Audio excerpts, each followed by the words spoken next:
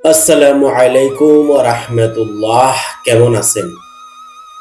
একজন প্রবাসী 15 বছর 20 বছর বিদেশ করেছে এবং খুব ভালো অবস্থানে ছিল, অনেক টাকা রোজগার করেছে, প্রয়োজন অনুযায়ী পরিবারের টাকা পাঠিয়েছে।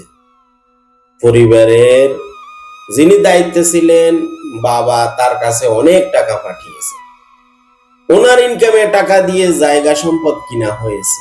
সব টাকা পয়সা যেহেতু বাবার কাছে ছিল, বাবার নামেই তো সব জায়গা সম্পদ কিনা হয়েছে।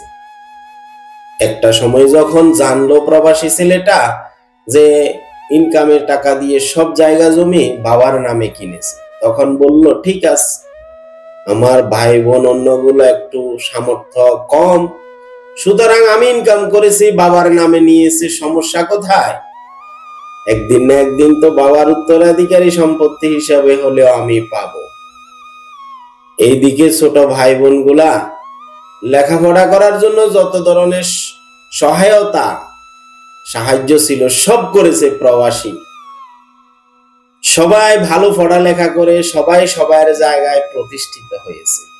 এখনো কিন্তু প্রবাসীর ছেলে মেয়েগুলো খুব ছোট।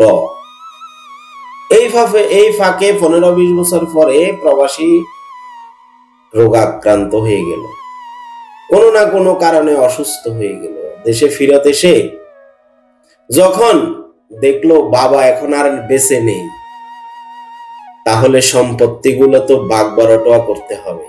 কিন্তু অন্যান্য ভাইরা যার যার জায়গায় প্রতিষ্ঠিত হয়ে গেছে, এখন আর তাদের এইসব জায়গা নিয়ে কোনো চিন্তা ভাবনা নেই। কিন্তু যাদের টাকা, যার টাকায় জায়গা সম্পদ কিনা হয়েছে, তার এখন দুরবস্থা। সে চায় জায়গাগুলো ভাগ বন্টন করে কিছু বিক্রি করে হলে হোক নিজের পরিবারটা যাতে একটু সুখে শান্তিতে থাকে। অন্য ভাই বোনেরা সেটা দিল না, যার যার জায়গা চুপচাপ করে আছে। এক সময় প্রবাসীটা এই কষ্টে দুঃখে দুনিয়ায় চলে গেল। পরিবারটা আরো অসহায় হয়ে গেল। ছেলে মেয়েগুলা নিয়ে কোথায় যাবে এই নারী? এই প্রবাসীর স্ত্রীটা এখন কোথায় যাবে? আবার যুদ্ধে নেমে গেল, ছেলে মেয়ে নিয়ে কষ্ট করে একটু একটু একটু একটু করে আরো 10-15 বছর পরে এসে একটু স্বস্তির নিঃশ্বাস ফেলানোর জন্য একটু লাইনে দাঁড়ানো হয়েছে।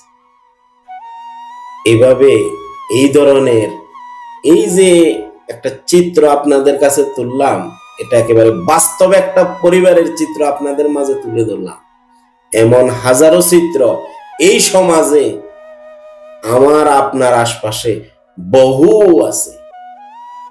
যার টাকায়, যার প্রচেষ্টায় আপনি দাঁড়িয়েছেন, লেখাপড়া করেছেন, ভালো অবস্থান হয়েছে, তাকে একদিন আপনারা ছুঁড়ে ফেলে দিয়েছে।